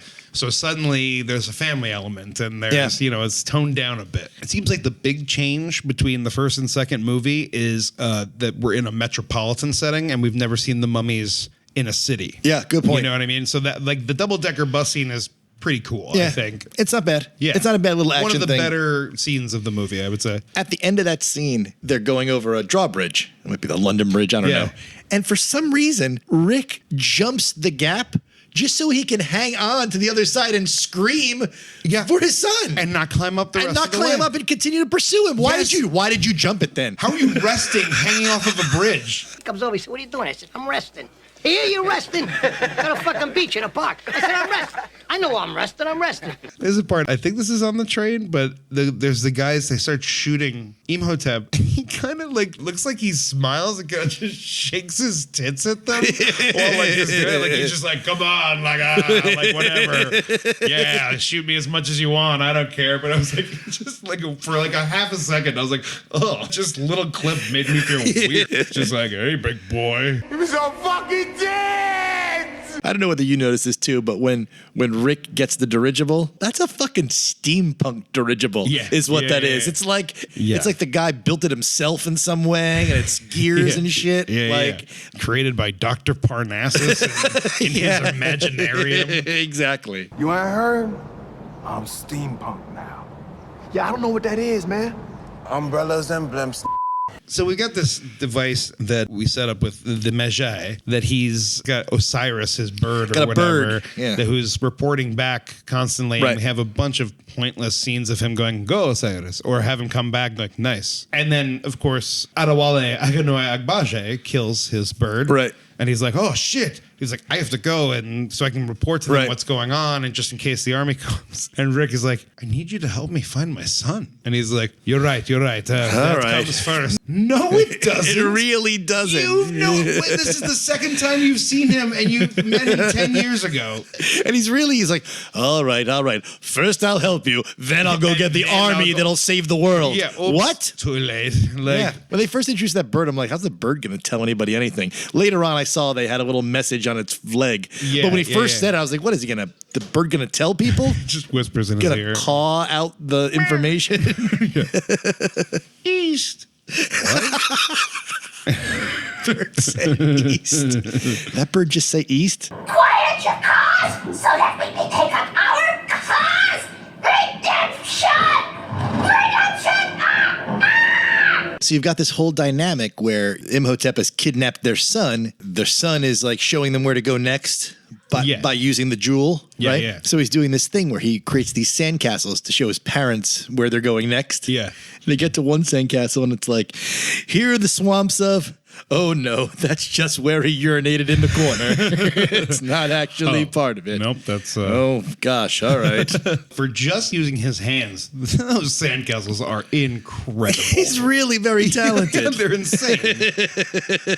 How did they not be like, even when they were like, all right, come on, boy, we're moving. And holy shit. And around this time, we get a shot of the Magi army because like you said, the bird is giving them signals. Yeah. Up until this point, the Magi army is like 7 inept older men in Egypt. Right. Suddenly, there's a force of like 10,000 of them across the desert. Right. Where did these guys come from? Especially because they only seem to have one purpose, right? Yeah. So when you all go out, it's just like, we didn't want to get to everyone. They get to the oasis and, again, we talked about it, the fight with these dwarven creatures, pygmy creatures, very strange. But like every other mummy, like every other creature, they're comedic. So they're swinging on vines, they're stomping on the heads in the quicksand. Yeah. No one's taking them seriously. The heads come off, they wander around.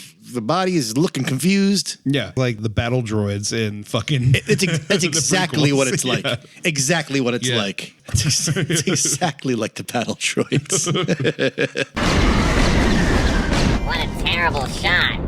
Ah, well, it's my programming. Rick saves his son, right? The Magi dude kills the Oz guy. Right. Rick grabs his son, and Rick outruns the rotation of the Earth.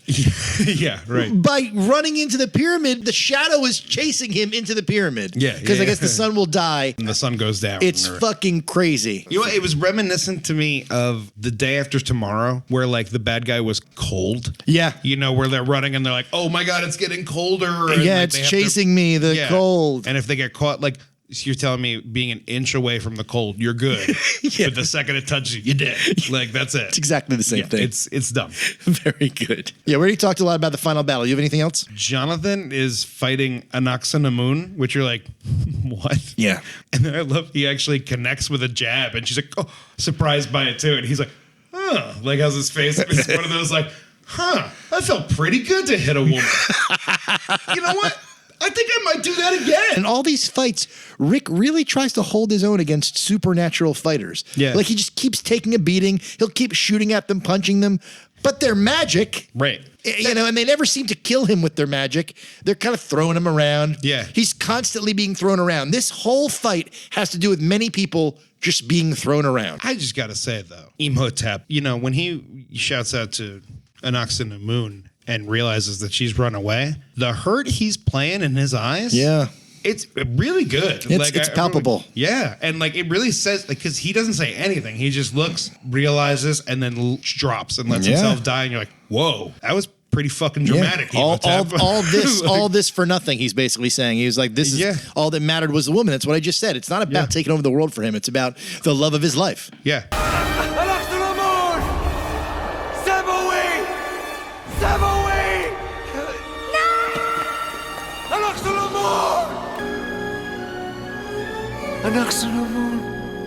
And we get at the the very end here where we're flying away. Yep. And then we have the last shot of the Magi standing, and he says something in Arabic. And I was like, and that roughly translates to, what the fuck? I can't ride in your dirigible? Like every other character is in the dirigible. And he's like, all right, thanks anyway. I just killed all of Anubis' army for you, but that's okay. It's a long ride home. Yeah. My horse is very tired. I don't think it's nice you laughing. You see, my mule don't like people laughing. It's the crazy idea you're laughing at him. Now, if you apologize like I know you're going to, I might convince him that you really didn't mean it. That was the second mummy. And let's wrap this fucker up with the Mummy, Tomb of the Dragon Emperor. Look, kid, I put down more mummies in my time than you. You put down one mummy, Dad. Yeah, same mummy, twice. As far as actors go in this one, we've got Jet Li. Now, he's a trilogy superstar from Expendables, the Expendables trilogy. Right, that's right. He was a pretty gigantic action star in the late 90s, early 2000s. Lethal Weapon 4, Unleashed. Yes. The dog movie with Hoskins. We mentioned that in another episode. It's Somebody. directed by Luc Besson. Oh, okay. Yeah, who was heavily involved in Transporter. There you go. And also Mulan. He was in Mulan. You got Maria Bello that's coming in to take the part of Evie. Yeah. And you know what? I liked Maria Bello up until this movie. Yeah. She's great in the movie The Cooler with William H. Macy. Yeah. I mean, that's a great movie. She's in Grown Ups, the Grown Ups films. Yes. As well as Thank You for Smoking. Very good movie based on a very good book. And the last one, of course, is one of the subjects of, why we're doing this. Michelle Yeoh, trilogy superstar. She was in Kung Fu Panda and the Guardians trilogies. I think she became famous for the American crowd with Crouching Tiger, Hidden Dragon, which was a monster movie. Yeah. Not a monster movie. It was a very popular movie. Wasn't really a dragon in the movie, or was there? I don't know. And of course, she just won the Academy Award for Everything, Everywhere, All at Once. Yep. She's in Avatar, and she was also in Crazy Rich Asians, which was a pretty big film. So, yes. She's been in a lot of movies. People are like, oh, she finally got the recognition she deserves. I don't know. I feel like she's been pretty popular for a pretty long time. I don't know. Did you mention she was also a Bond girl? She was in Tomorrow Never Dies. Okay. Actually, when they first approached me 2 years ago, when Jeff Clement said to me, you would be perfect in a Bond film, I turned around and said, I get to play James Bond. Yeah, you ought to. They ought to think about that. Jamie Bond. Jamie Bond. I got nothing but good ideas. In the second movie, they moved to a museum. In this third movie, they live in a fucking palace, basically. Yeah. I suppose off her book money. Her book money. She now has abandoned the thing she loved so much, archaeology, and has become a fiction writer. I could understand if this was the script they sent to Rachel Weisz, she'd be like, that's not the character No. at all. Not at all. Yeah, like it completely changes her. You're going to have Maria Bello come in, not only doing an impersonation of Rachel Weisz, but also doing an impersonation of a British person. Right. And I gotta say, I felt bad for her the entire movie. She's trying, but Because she's failing. I think she's doing kind of like a serviceable job to She jumps on the table and starts doing that sword fighting or whatever. You feel like she's trying to show us how Rachel Weisz is kind of dipshitty and knocks the books all down Yeah, right. But it doesn't really play. Again, I don't feel like Bello's not great, but it's really the fault of the screenplay. And she has not a scintilla of chemistry with Fraser. None. No. They're doing that whole thing where he went fishing. They're sitting at the dinner table. They didn't clean the fish apparently because there's a bullet in it still. Yeah. Ha ha ha. But they're acting at each other. Yeah. Same thing was when the guy comes and proposes the mission to them. They're trying so hard. He's doing all kinds of stuff with his face, trying to act. She's trying to act, and it's just like I'm looking at two people acting. Yeah. I didn't feel that way with the other two movies. Right. But I've been sent to offer you one last assignment. I'm afraid we've retired from the espionage game, haven't we, dear? Yeah, we don't do that anymore. We've finished. Completely done.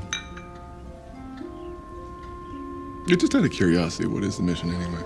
On the flip side, though, the son doing his dig is pretty cool. Oh, by the way, in that scene where he discovers the Emperor and the traps are all going off, has that ever really happened in any tomb anywhere? It happens in this trilogy, happens in the Indiana Jones movies.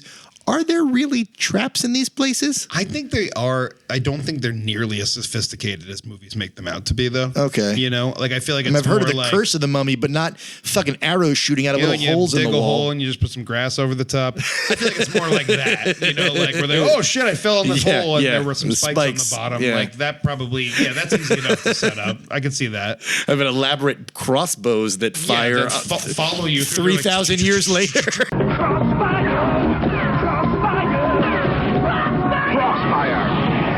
You'll get caught up in it. This whole franchise went very quick to the like, I hate those mummies, like in the second movie. And then like the third movie is doing it again. You're like, it feels really played out now. It is. Like, yeah. There's only so much you can get out of that piece of dialogue, you know? Like, oh, mummies, they never fight It fair. only has And I'm so like, much weight. That's not even like a joke. I think they do fight fair. when you think about it. For a mummy, they never fight fair. This one tripped me from behind. That's not fair. This one pushed me, and another one was on all fours waiting behind me. That's not fair. Hey. They never fight fair. That's not fair. I have no gun. This mummy's got a machine gun. That's not fair. I can vote, but this mummy doesn't get the right. That's not That's fair. not fair. Mummies shouldn't vote. Dead people are voting. There are dead people voting on the rows. And they're mummies. They're super scary. So we're at Imhotep's nightclub then. The Game of Thrones guy just casually in there. Yeah. I got you need a plane later? Yeah. I bet your ass I will. As, you know, the most stereotypical character. I am the crazy Irish one. I'm the leprechaun. Cool it, okay? I'm the leprechaun. Stop it, all right? Don't try and steal me, pot of gold. Stop it, leprechaun man! We get the character of Lynn who comes in, the one who we find out eventually is the witch's daughter. She was like, oh, yes, and I have the blade that can kill him. My mother cursed this blade. And they were like, right, can I talk to you over here for a minute? I'm like, are you seriously not going to believe her? Yeah, I mean... After everything you've been through, Brendan Fraser says, sorry, kid, I just don't put much faith in your girlfriend's magic sword. Like, you just killed the Scorpion King in the last movie with essentially a magic sword. Why would anyone at all have any skepticism about anything? Yeah. Look at what you've been through. Yeah. Everything is real. This girl is cuckoo bananas. What? A blade that could kill someone? That's really not that crazy. Believe it or not. We got to talk for a second about the chase where she's driving the truck and they're being chased from the bar. During this scene, her brother is lit on fire. His pants are lit on fire. And he yells out during the scene, "Spank my ass, Rick. Spank my ass," to get Rick to bat the flames out of his butt. I went back and listened to it a second time. Spank my ass, Rick. Spank my ass. While they're on the back of the truck and his pants are on fire. I couldn't believe what I was listening to. Your ass is on fire! My ass! Up there! Rick! My ass is Rick, put it out! Put me out, Rick! Spank my ass! Spank my ass! It takes them 1 minute to get to the Himalayas. Another great line, the yak throws up and Jonathan says the yak yacked. Ugh. Hard for me to believe that in the 40s that was a euphemism for vomiting, but okay, I'll go there. Since he's not paired up with a woman like his sister and Rick or his nephew and Lynn, he needs a little partner. So it's going to be a yak. Okay, I can get behind that. Yeah. But that camp out they have in the Himalayas, where Evie is dressed like Mrs. Claus. Each couple annoys us in a different way as they have conversations. He's trying to make time with the girl, and she's just kind of like putting him down. Like, I can't be in a relationship right now. And the son is trying to like, get in her pants. Yeah. And basically. Like, why not? Listen, I'm 2,000 years old. If I wanted to be in a relationship, I would fucking know. Okay. And then they get to the place where they put the diamond on top or whatever, and that's going to reveal the location of Shangri-La. It's important to mention in this scene when the Yetis show up. I think they're great. They have cute faces. The CGI has made them look cute. And I think of a Yeti as a solitary creature, hiding as much as it can in the mountains of the Himalayas. Because you think of them as an endangered creature. I guess so. If at all, right? Yep. Like, they're mythical, so you're like, well, I'm not imagining a whole group of them. There's one of them just kind of waltzing around going, waiting to die, and the last of his kind. I see it, but I hardly dare believe it. You can believe it, Dr. Quest. The Yeti have taken vengeance into their own hands. After they use the diamond, there's the avalanche. Right. Comes down, and the diamond comes flying down and hits the screen. Does it? Yeah. And you're like, what? and then the next thing you know, he's like, thank God I've still got that diamond. Like, no, I should have the diamond. What diamonds? The fucking diamonds, you prick! So they get to Shangri-La, and after Rick gets healed, they have a scene of like him and Evie kind of like canoodling again. Yeah. And the kid walks in up in like a loft. Yeah. It's Shangri-La loft at the witch's house. Right, yeah. And he comes in, the son comes in, he's like, nice to see some things never change. And I was ready to go, except mom. And then Rick has the conversation with his son and says to him, quote, I know I've been dropping the ball on being a good father. Shut up. Just shut up. Who wrote that line? That is the worst shit. Besides, the kid is in his early 20s. How much more dadding could you really be doing Really? for him at this point? And the cat's in the cradle and the silver spoon. Little boy blue and the man on the moon. When you're coming home, son, I don't know when, but we'll get together then, Dad. We're gonna hit him high, hard, and fast and smash him like a main phase. Right at the end, they kill the emperor. Yeah. Now you can rule in hell. And I was like, what? That doesn't even make any sense. They don't. No, he can't. They don't have that. They don't have that. So it's not like the way he delivers it is, it's like, now you can rule in hell. And I'm like, just the way you're delivering it sucks. The line is terrible. It's another ripoff of Indiana Jones, because in Temple of Doom, doesn't he say, now you can go meet Kali in hell? Yeah. Doesn't Indy say that? I think and you're it's the same lack of logic. It's the different religion. Yeah. Hope it's hot enough for you in hell. Yeah, it's another ripoff of Indiana Jones, but in a bad way. Yeah. It's not a great line in Temple of Doom. It's certainly not a good line here. Right. Now you can rule in hell. Molaram, prepare to meet Kali in hell. So the very end of the movie, we get the, what was supposed to be a setup for another movie. But, it's Jonathan saying, I'm going to Peru where there aren't any mummies. And then on screen immediately, 2 years later, mummies were found in Peru. You're like, ha, ha, ha, ha. It's information about Jonathan, the least important character in the movie. That's strange. We don't know what happens to the whole family, the O'Connell family. The last note that they end on is a comedic note about a side character, about a supporting character. You're like, okay. You probably could have cut that. Yeah. And no one would have cared. I feel like the filmmakers snuck it in to amuse themselves. Yeah. Enough is enough!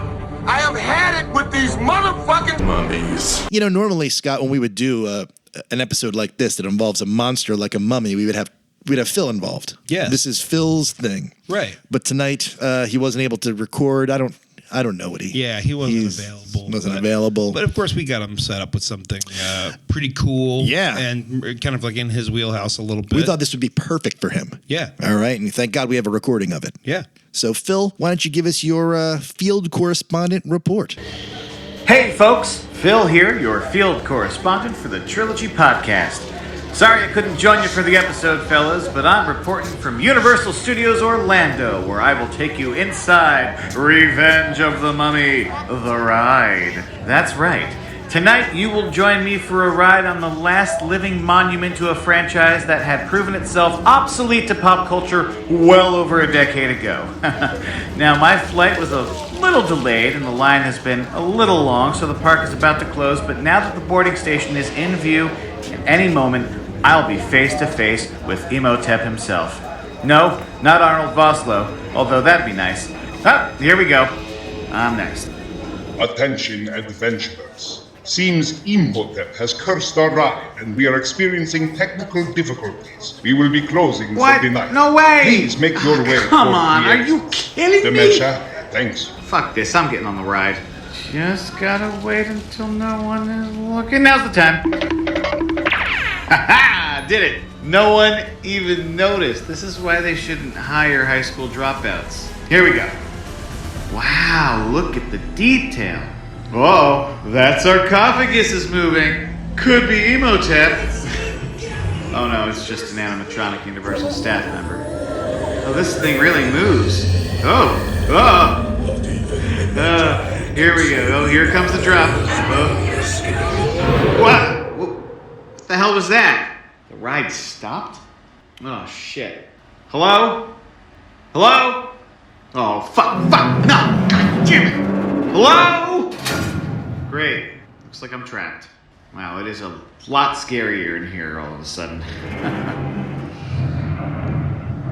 Hello? What was that? Fuck, it's that. Whoa, Jesus, it's actually Lieutenant. Serve me and savor the riches of eternal life. Now he's walking towards me. Help! Please let me out! Please, no, don't take me. No, don't. You have a nose. Don't take. No. Where is he reaching? He's reaching some. Go. Don't take that. Please don't take that. No. Oh. Well.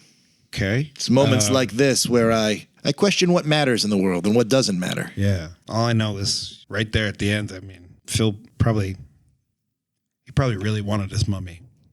I couldn't agree more, Scott. I couldn't agree more. All right. So, Scott, it's time to rank these bad boys and kind of put a cap on this sarcophagus, if you will. I'm gonna keep it short. Go ahead. You know, I think it's an easy 1, 2, 3 down the line, and I'm gonna say it's unsuccessful just because like it's a classic degradation in quality. Where of course the first one was good, and they've diminishing returns essentially. Yep. And I again, like I say, I mean, I can certainly appreciate that they really tried hard to make the third one be consistent in some manner with the other two movies, which I appreciate, which almost makes me feel like I want to say it's successful because it surprised me. It was close. Yeah. It was close for me. But I think ultimately, the first one's really good and pretty much it. So 1, 2, 3. Unsuccessful. I'm in total agreement with you. I'm going 1, 2, 3, unsuccessful. First movie is a good movie. Yeah. It's not changing my life, but it was good. It's a good view. It's a fun watch. And then they continuously get worse until we get to the end. And look, the trilogy just runs out of steam. Right. It doesn't help that they lose a main character in the third one, and a different a different actress comes in to play it, and so they try and compensate for that with CGI action and shit. Right. And the words don't matter anymore, and the plot doesn't matter anymore, and it just doesn't matter anymore. You know what? I think this is kind of, it's interesting to go back now and watch something from 1999 and really see that, like, the reason I think sequels are so bad for so many years is nobody ever did any like world building. Yeah. Nobody ever evolved the idea past like the same idea and just let's do that again in a different location. Yep. I think that's why television has become such like a bigger thing because there's more information. You can get more information. You create more of a depth of character. Right. These characters they're not learning anything. Right. So they're the same person from film to film to film, and that's not going to play all the time. Right. We watched Rick O'Connell become a husband and a father, and did he ever really change? Right. No. I'm going to say final point here. I think now that we've talked about this concept of it being Indiana Jones to death, they really are Indiana Jones split in half because she's like the archaeology expertise. He's the kind of action pack. All bringing it back around to your point that this is a two to tango trilogy. Yes. I think quite astute actually at the end of the day to say like, because they're the yin and the yang of each other sort of thing. It takes two characters to create the one amazing character that Harrison Ford did. Right. All right. Well, this was The Mummy, folks. Thank you so much for listening. I am Vin. And I'm Scott. And we do a podcast called The Trilogy Podcast. Sure do. You just listened to it. You did indeed. And guys, the whole point is that we're going to go through every trilogy ever made. We're the only two people on Earth that have the master list of every trilogy ever made. We're going to go through that list. We're going to hit them all if we have to die doing it. That is the goal. That is a plan. And we're like pretty far along now. And I'm going to hold this list up to this candle. And oh no! Well, it's just as well. Well, we must protect people from the trilogies. We must protect them indeed. Make sure you check us out on Instagram and on TikTok. I run both of those for us, and I try and put up fresh content there, especially on Instagram, like every day. I'm really just trying to match what we talk about in the podcast with humorous pictures, memes, gags, jokes, and on TikTok now, videos and trivia bits. So check us out on those places at Trilogy Podcast. And also check us out on Twitter. I tend to put some fun polls up, whoever our current episode is that's going out. But I would like to put the challenge out to anyone who listens to feel free to @ us on Twitter about anything that you disagree with. If you've got some piece of information that maybe we haven't heard before, @ us, tell us. Impossible, Scott, impossible. I know. It's going to be weird, but, maybe somebody will find one. Who knows? I mean, let's put the challenge out. All right. Come on. We dare you. Okay, do it. But also, if you're dying to hear us talk about a certain trilogy or something like that, @ us on Twitter and tell us, and we'd love to, start conversations with you there. Sounds great. Yeah. Scott, show me that tattoo again. Is that really? Oh, this one? It's looking kind of effective. Oh, you know what? That's not a tattoo at all. What is it? That is a burn I did not take care of. Scott? Yeah, I dropped a hot iron on my wrist. Scott. I don't feel good. Let's go get a baba ganoush. Ah, sounds good. Say left. Hey. Hey. Buried in his jammies.